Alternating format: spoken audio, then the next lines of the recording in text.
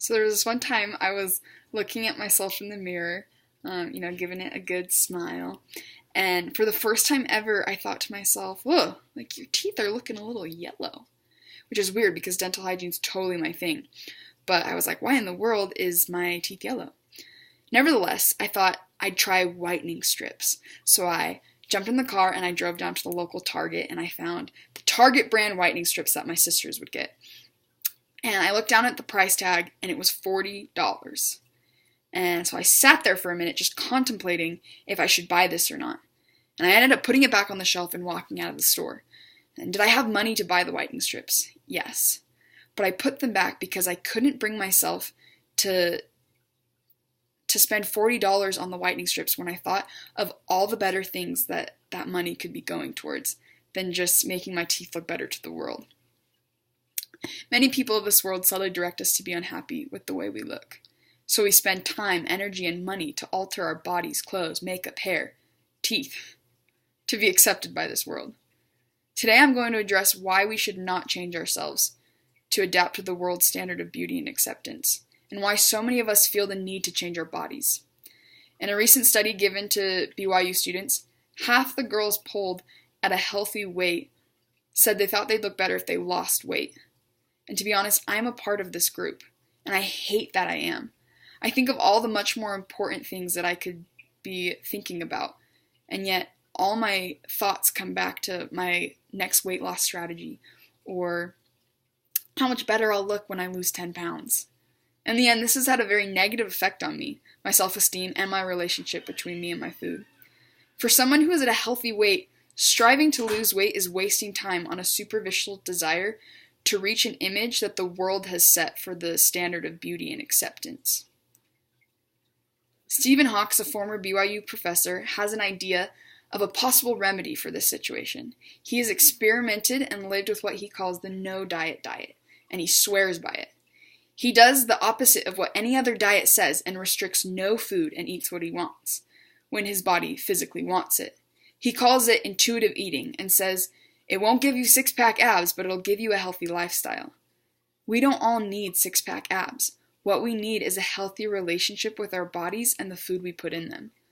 Hawk says he's like intuitive eating to catch on as a way for people to normalize their relationship with food and fight eating disorders. He says most of what the government is telling us is that we need to count calories and restrict fat grams, etc. And that's a harmful message because encouraging dietary restraint creates more problems.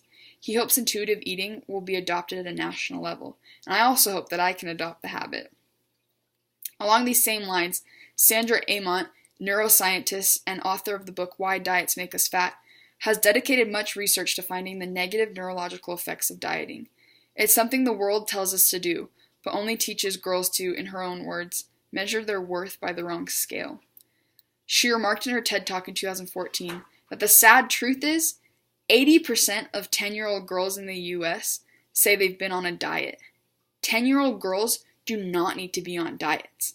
They need to be learning at school, doing their homework, making friends, making up songs, reading books, bike riding, and playing frisbee.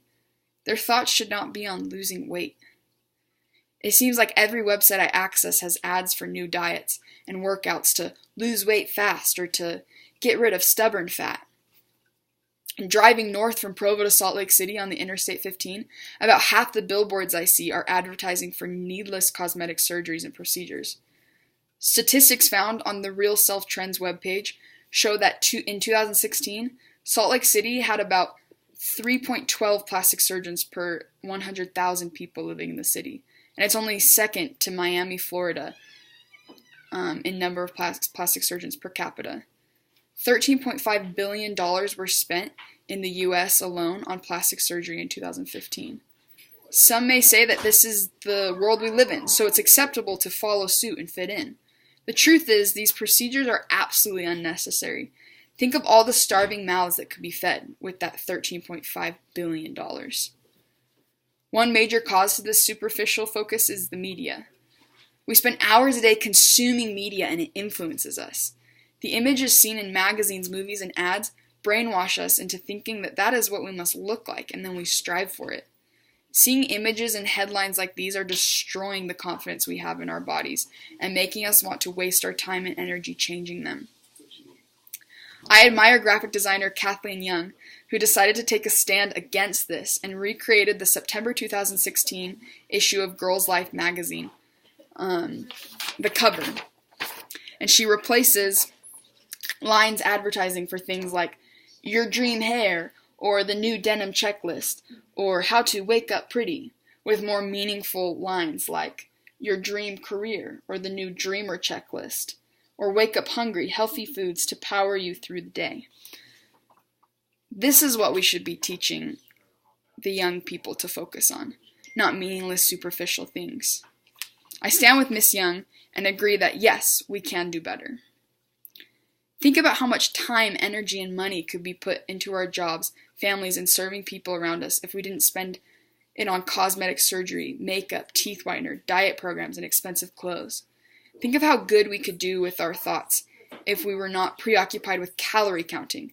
Think of how physically, emotionally, mentally, and socially healthy we can become when we stop caring about the superficial.